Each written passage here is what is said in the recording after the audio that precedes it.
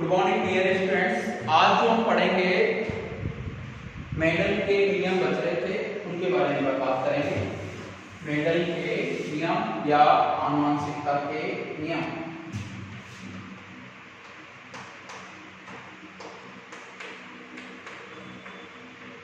आनुवंशिकता के नियम या मेंडल के नियम।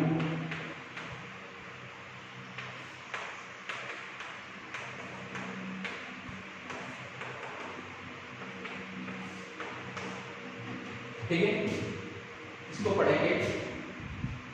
आनुवंशिकता या मेंडल के 3 नियम से पहला है प्रभाविता का नियम। पहला है प्रभाविता का नियम, लॉ ऑफ डोमिनेंस।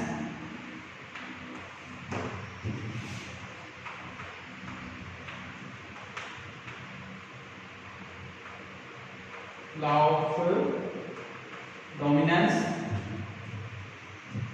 दूसरा है पृथक्करण का नियम।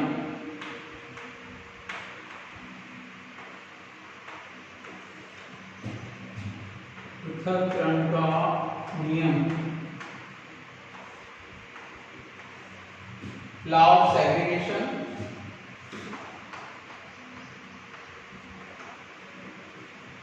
Law of segregation. और तीसरा था स्वतंत्र अपवर्ग का नियम। स्वतंत्र अपवर्ग, स्वतंत्र अपवर्ग का नियम।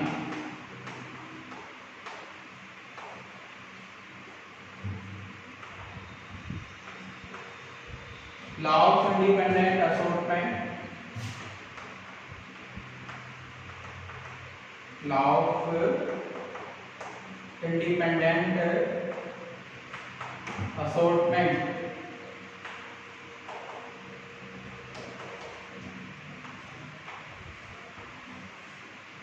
ठीक है, देखो हम बात करेंगे प्रभाविता का पहला जो नियम है उसके बारे में बात करते हैं।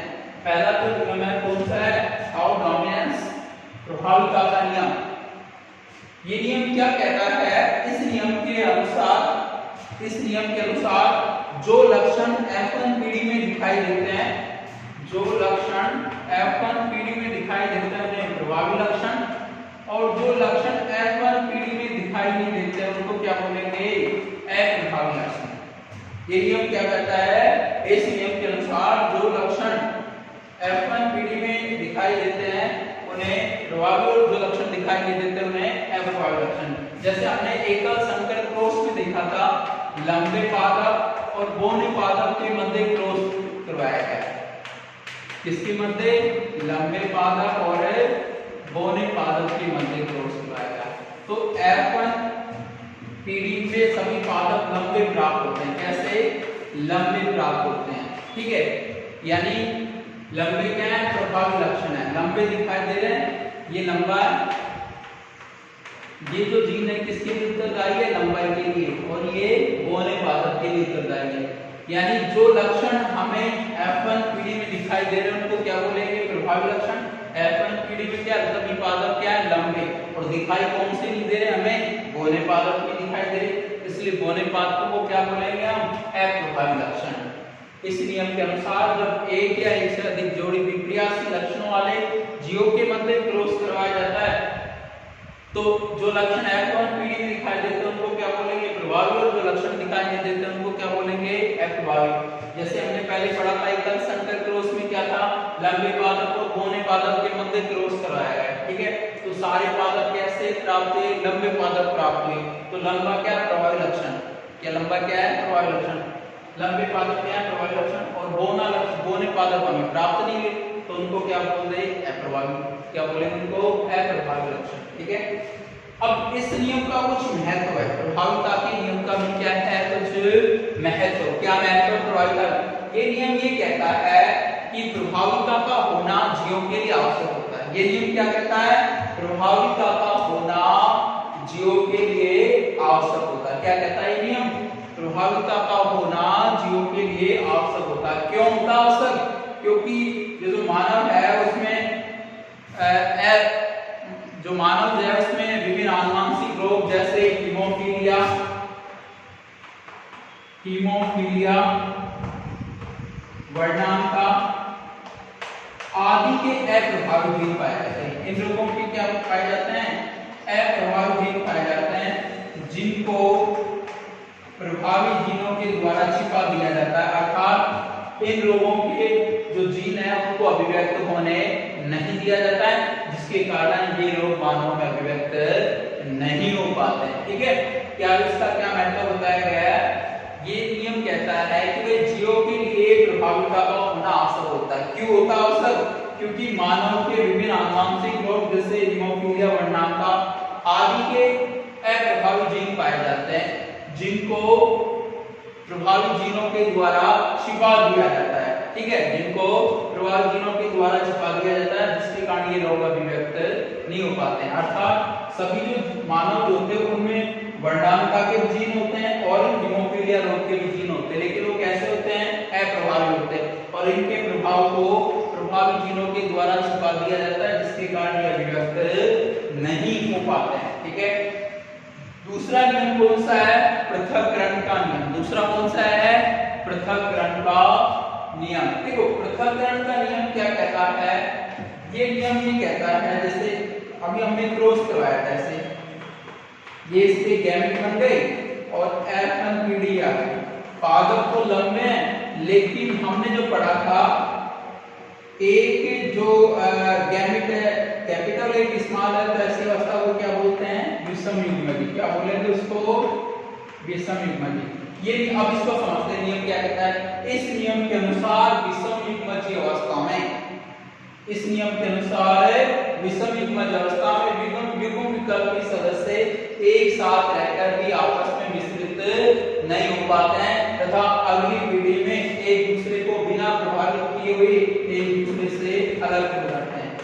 ठीक है, मतलब देखो ये दोनों युग्म विकल्प के सदस्य हैं, यानी दो जीन हैं। इस नियम के अनुसार विषम युग्मज अवस्था में युग्म विकल्प के सदस्य एक साथ तो रहते हैं, लेकिन आपस में मिश्रित नहीं हो पाते हैं और नहीं एक दूसरे को प्रभावित करते हैं और अगली पीढ़ी में एक दूसरे से अलग हो जाते हैं। अगर मान लीजिए ऐसा होता कि दोनों सदस्य आपस में मिल जाते हैं, तो अगले गैमेट नहीं बनते, और अगले जब ये गैमेट नहीं बनते तो अगली पीढ़ी का निर्माण नहीं होता। अब इसका भी महत्व है।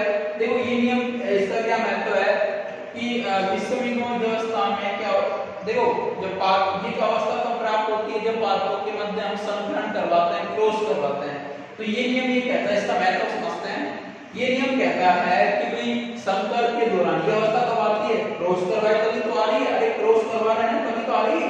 ठीक है, तो ये नियम क्या कहता है कि संकर के दौरान लाभकारी जीनों के साथ हानिकारक जीन भी आ जाते हैं, लेकिन हानिकारक जीन लाभकारी जीनों को प्रभावित नहीं करते और अगली पीढ़ी में अलग हो जाते हैं। यानी कैपिटल टी में ये तो क्या है? लाभकारी जीन है, और इसमें क्या है? हानिकारक जीन है, लेकिन हानिकारक इसको लाभकारी प्रभावित नहीं करते हैं और अगली पीढ़ी में एक दूसरे से क्या हो जाते हैं? अलग हो जाते हैं। आगे है स्वतंत्र अपवयन का नियम। अगला कौन सा है? स्वतंत्र अपवयन का नियम। ये नियम क्या कहता है? इस नियम को पढ़ने से पहले हम द्विसंकर क्रॉस को याद रखेंगे। इस नियम को पढ़ने से पहले हम किसको याद रखेंगे? द्विसंकर क्रॉस को। और द्विसंकर क्रॉस किसको बोलते हैं? जब दो जोड़ी विपर्यासी लक्षणों वाले जीवों के मध्य क्रॉस करवाया जाता है तो उसको क्या बोलेंगे? द्विसंकर क्रॉस। क्या बोलेंगे उसको? द्विसंकर क्रॉस। अब इसको नियम को समझते हैं। ये नियम क्या कहता है? जब दो या दो से अधिक जोड़ी विपर्यासी लक्षणों वाले जीवों के मध्य क्रॉस करवाया जाता है, जब दो या दो से अधिक जोड़ी विपर्यासी लक्षणों वाले जीवों के मध्य क्रॉस करवाया जाता है तो F2 पीढ़ी में सभी लक्षणों की स्वतंत्र वंशागति होती है, अर्थात F2 पीढ़ी में सभी लक्षण दिखाई देते हैं। जैसे हमने द्विसंकर क्रॉस करवाया, उसमें पीले गोल बीज वाले मटर के पादपों का क्रॉस किससे करवाया गया था? हरे जोड़ी का। तो F1 पीढ़ी में पीले गोल पादप प्राप्त हुए थे, लेकिन F2 पीढ़ी में सारे लक्षण अभिव्यक्त हो गए थे। पीले गोल भी थे, पीले झुर्रीदार भी थे, हरे गोल भी थे। यानी ये नियम है कहता है कि जब दो या दो से अधिक जोड़ी विपर्यास लक्षणों वाले जीवों के मध्य क्रॉस करवाया जाता है तो F2 पीढ़ी में सभी लक्षणों की वंशागति होती है, अर्थात सब F2 पीढ़ी में सभी लक्षण दिखाई देते हैं। ठीक है, अब इस नियम का महत्व भी है। वो क्या महत्व, इस नियम का महत्व क्या है? ये नियम कहता है कि जीवों में अलग अलग लक्षणों के लिए अलग अलग जीन उत्तरदायी होते हैं, अर्थात अलग अलग लक्षणों को अलग अलग जीन कंट्रोल या नियमन करते हैं। देखिए जैसे कुछ जीन सुनने को नियमन करते हैं, कुछ देखने का नियमन करते हैं, कुछ सूंघने का नियमन करते हैं। अगर ये जीन एक दूसरे को प्रभावित करने लग जाएं तो सभी क्रियाएं स्वतंत्र रूप से नहीं होगी। जैसे मान लीजिएगा सुनने वाला जीन है, देखने वाले जीन को प्रभावित करे तो दिखाई नहीं देगा। अगर उल्टा हो जाए, देखने वाला जीन सुनने वाले जीन को प्रभावित करे तो सुनाई नहीं देगा। अर्थात मेंडल ये कहता है कि भी जो सभी लक्षण है वो F2 पीढ़ी में दिखाई देते हैं और कोई भी लक्षण एक दूसरे को प्रभावित नहीं करता है। ये तो क्या है मेंडल के नियम। पहला क्या है, प्रभाविता का नियम। तो क्या कहता है, जब एक या एक से अधिक जोड़ी विपर्यासी लक्षणों वाले जीवों के मध्य क्रॉस करवाया जाता है तो जो लक्षण F1 पीढ़ी में दिखाई देंगे वो क्या कहलाएंगे, प्रभावी, और जो दिखाई नहीं देंगे उसको क्या बोलेंगे, अप्रभावी।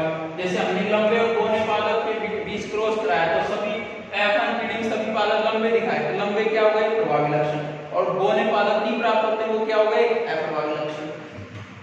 अब ये इस नियम का एक महत्व है। ये मेंडल क्या कहता है कि जीवों के लिए प्रभाविता का होना आवश्यक होता है। क्यों होता है, क्योंकि सभी जीवों में हीमोफीलिया और वर्णांता के अप्रभावी जीन पाए जाते हैं। इसके हीमोफीलिया और वर्णांता के कैसे जीन पाए जाते हैं, अप्रभावी जीन पाए जाते हैं, जिनके प्रभाव को किसके द्वारा छिपा दिया जाता है, प्रभावी जीनों के द्वारा छिपा दिया जाता है, जिसके कारण अप्रभावी जीन अर्थात हीमोफीलिया वर्णांता जो जीन अभिव्यक्त नहीं हो पाते हैं, जिसके कारण ये रोग भी अभिव्यक्त नहीं हो पाते हैं। आगे पृथक्करण का नियम। पृथक्करण का नियम, देखो ये नियम ये क्या कहता है कि विषम युग्मज अवस्था में युग्म विकल्प के सदस्य एक साथ रहकर भी आपस में विस्तृत नहीं हो पाते हैं और अगली पीढ़ी में एक दूसरे को बिना प्रभावित किए हुए एक दूसरे से अलग हो जाते हैं। पहले जैसे हमने क्रॉस करवाया, ये संकर स्थिति प्राप्त हुई, इसमें ऐसी अवस्था को क्या बोलते हैं, विषम युग्मज। विषम युग्मज में दो जीन है, दोनों एक दूसरे के साथ तो रहते हैं और लेकिन विस्तृत नहीं हो पाते हैं और अगली पीढ़ी में एक दूसरे प्रभावित किए हुए प्रभावित किए बिना एक दूसरे से अलग हो जाते हैं। अगर मान लीजिए विस्तृत हो जाते हैं, अगली वाली पीढ़ी नहीं बन पाएगी। ठीक है, अब ये नियम का महत्व क्या है, ये ऐसे और संकरण के दौरान प्राप्त होती है, इसके बाद प्राप्त होती है, संकरण के दौरान प्राप्त होती है। देखो संकरण के दौरान प्राप्त होती है, ये क्या कहता है कि भी संकरण के दौरान कई बार लाभकारी जीनों के साथ हानिकारक जीन आ जाते हैं, लेकिन हानिकारक जीन लाभकारी जीनों को प्रभावित नहीं करते और अगली पीढ़ी में अलग हो जाते हैं। जैसे लाभकारी है वही हानिकारक, हानिकारक लाभकारी प्रभावित नहीं करेगा, अगली पीढ़ी में अलग हो जाएगा। अगला है स्वतंत्र अपव्यय का नियम। अगला कौन सा है, स्वतंत्र अपव्यय का नियम। देखो स्वतंत्र अपव्यय का नियम क्या कहता है कि जब दो या दो से अधिक जोड़ी विपर्यासी लक्षणों वाले जीवों के मध्य क्रॉस करवाया जाता है तो सभी लक्षणों की F2 पीढ़ी में स्वतंत्र वंशागति होती है, अर्थात सभी लक्षण F2 पीढ़ी में दिखाई देते हैं। जैसे हमने डायगोनल क्रॉस को देखा, सारे लक्षण F2 पीढ़ी में दिखाई देते हैं। अब इसका भी महत्व है, वो क्या महत्व है, इसका महत्व ये है कि देखो इसका तीसरे नियम का स्वतंत्र अपव्यय के नियम का महत्व ये है कि मनुष्य में अलग अलग लक्षणों के लिए अलग अलग जीन उत्तरदायी होते हैं। जैसे कुछ जीन जो होते हैं वो सुनने के लिए उत्तरदायी होते हैं, कुछ सूंघने के लिए, कुछ देखने के लिए उत्तरदायी होते हैं, लेकिन ये जीन कभी भी एक दूसरे को प्रभावित नहीं करते हैं। ठीक है, यदि मान लीजिए सुनने वाले जीन देखने वाले को प्रभावित करते दिखाई नहीं देगा। आगे मेंडल के नियम के अपवाद।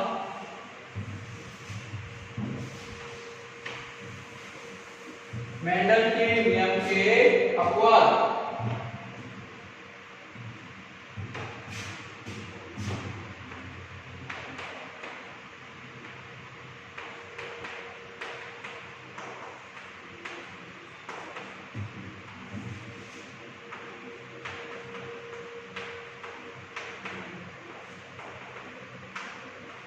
मेंडल के नियम के अपवाद, पहला जो अपवाद है उसको बोलते हैं अपूर्ण प्रभाविता। क्या बोलते हैं इसको? अपूर्ण प्रभाविता, इनकम्प्लीट डोमिनेंस। क्या बोलते हैं? अपूर्ण प्रभाविता। देखो अपूर्ण प्रभावित, मेंडल ने तो ये कहा था कि भी जब एक या एक से अधिक जोड़ी विक्रियाशील लक्षण वाले जीवों के मध्य क्रॉस करवाया जाता है, जो लक्षण F1 में दिखाई इसको प्रभावी, जो दिखाई नहीं उसका प्रभावी। लेकिन इसमें क्या होता है, अपूर्ण प्रभाविता का मतलब क्या होता है कि जब एक या एक से अधिक जोड़ी विक्रियाशील लक्षणों वाले जीवों के मध्य क्रॉस करवाया जाता है तो F1 पीढ़ी में प्रभावी व अप्रभावी लक्षण दिखाई न देकर इनके मध्य का लक्षण दिखाई देता है, तो इसे क्या बोलेंगे?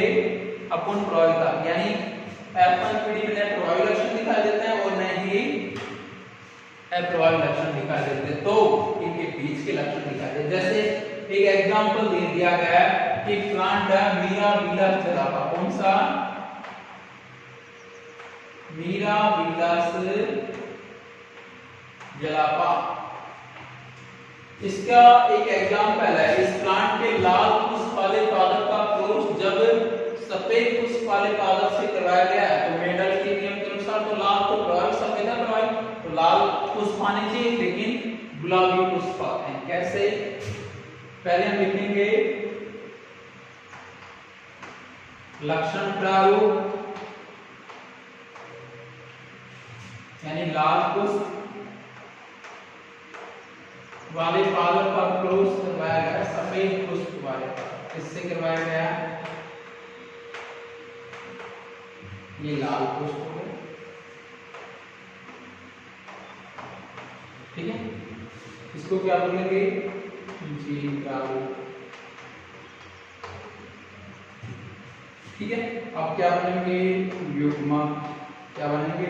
युग्मक। एक युग्मक हो गया, एक F1 पीढ़ी आ गई और इसमें कैसे हो? गुलाबी पुष्प प्राप्त हुई। कैसे? गुलाबी पुष्प वाले पादप। और मेंडल के नियम के अनुसार तो कैसे प्राप्त होने चाहिए? लाल प्राप्त होने चाहिए, लेकिन कैसे प्राप्त हुई F1 पीढ़ी में? लाल पुष्प। अब F2 पीढ़ी प्राप्त करने के लिए हम क्या करवाते हैं? स्वयं प्राप्त। क्या करवाते हैं? स्वयं प्राप्त करवाते हैं। ठीक है, ये F2 पीढ़ी।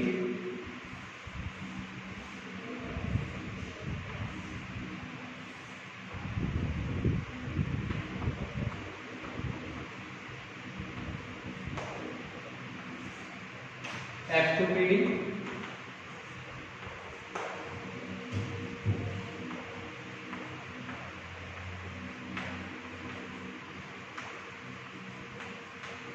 अब इसका देखते हैं हम लक्षण प्रारूप अनुपात और जीन प्रारूप अनुपात।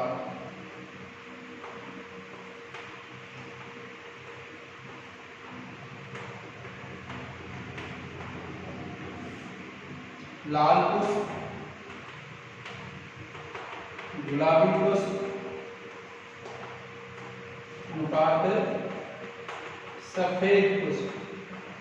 देखो लाल ये क्या है? लाल तो एक, गुलाबी कितने हैं? दो, ये वाले दो, सफेद कितना है? एक।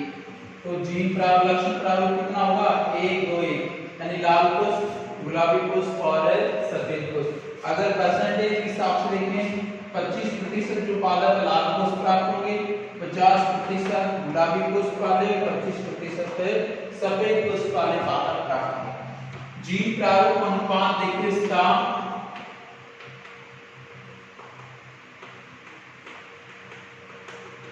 जीन प्रारूप अनुपात। देखो जीन प्रारूप अनुपात ऐसे लिखेंगे 1 to 1, यानी इसका लक्षण प्रारूप अनुपात और जीन प्रारूप अनुपात क्या होता है? समान। पहला मेंडल के नियम का पहला पद क्या हुआ? अपूर्ण प्रभाविता। क्या हुआ? अपूर्ण प्रभाविता। ठीक है, क्या देखो अपूर्ण प्रभाविता का मतलब क्या होगा? जब एक या एक से अधिक जोड़ी विपर्यासी लक्षणों वाले लक्षण वाले जीवों के मध्य क्रॉस करवाया जाता है तो F1 पीढ़ी में प्रभावी व अप्रभावी लक्षण प्रकट न होकर उनके मध्य का लक्षण प्राप्त प्रकट होता है तो क्या बोलेंगे? अपूर्ण मिराबिलस कौन सा प्लांट है? मिराबिलस जिलाकार पादप के लाल पुष्प वाले पादप का क्रॉस सफेद पुष्प वाले पादप से करवाया जाता है। तो कैसे प्राप्त हुए? गुलाबी पुष्प वाले स्वयंपरागण करवाया गया। तो लक्षण प्रारूप अनुपात लाल पुष्प, गुलाबी पुष्प और सफेद पुष्प प्राप्त हुई। इसके बाद जीन प्रारूप अनुपात भी 1:1 प्राप्त। ठीक है, मेंडल के नियम का अगला जो अपवाद है उसको बोलते हैं सहप्रभाविता। दूसरा अपवाद कौन सा है? सहप्रभाविता।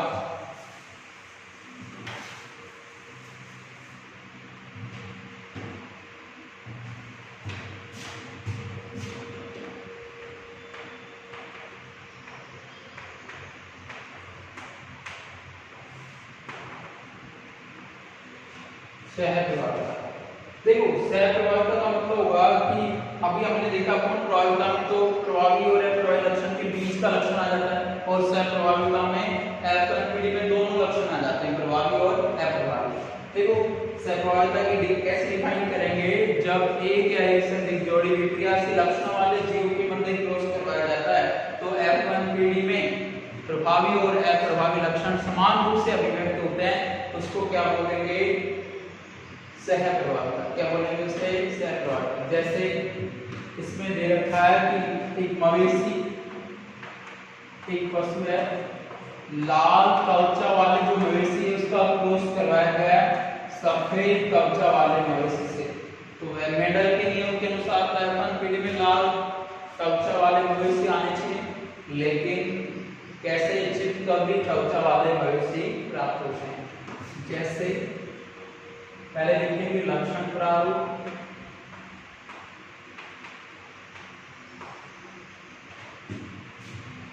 लाल कवचा, इसका क्रॉस सफेद कवचा वाले मवेशी से करवाया गया। ठीक है,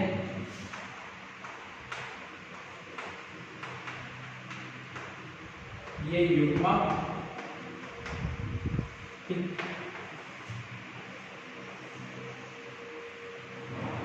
F1PD। तो F1PD चितकबरी कवचा वाले मवेशी प्राप्त। कैसे? चितकबरी कवचा वाले मवेशी प्राप्त होते हैं। ठीक है, अब हम करते हैं F2PD। कौन सी पीढ़ी?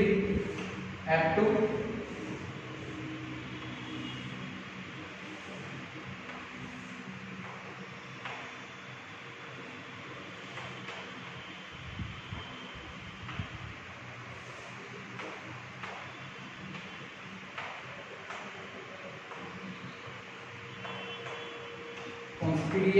F2। ठीक है, अब क्या लिखेंगे? पहले लक्षण प्रारूप अनुपात लाल कवचा वाले, चितकबरी कवचा वाले और सफेद कवचा वाले। तो कितना है? लाल है, ये दोनों कैसे हैं? चितकबरी, और ये कैसा है? सफेद। तो 1 to 1 कितना अनुपात हो गया? 1:1, यानी लाल कवचा, चितकबरी और सफेद कवचा। अगर इसका जीन प्रारूप अनुपात भी क्या होगा?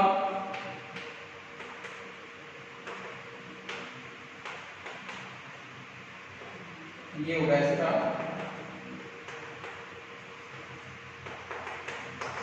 ठीक है। सहप्रभाविता किसको बोलते हैं? जब एक या एक से अधिक जोड़ी विक्रिया से लक्षण वाले जीवों के मध्य क्रॉस करवाया जाता है तो F1PD में प्रभावी और अप्रभावी लक्षण समान रूप से अभिव्यक्त होंगे, तो उसको क्या बोलेंगे? सहप्रभाविता। क्या बोलेंगे उसको? सहप्रभाविता। जैसे लाल कवचा वाले मवेशी का क्रॉस किससे करवाया गया? सफेद कवचा वाले मवेशी। कैसे प्राप्त हुए? चितकबरी कवचा वाले मवेशी प्राप्त हुए। ठीक है, क्रॉस करवाया F2PD आएगी। F2PD हम देखते हैं लक्षण प्रारूप अनुपात लाल, चितकबरी लाल 1 to 1। जीन प्रारूप अनुपात क्या होगा? 1 to 1। ठीक है।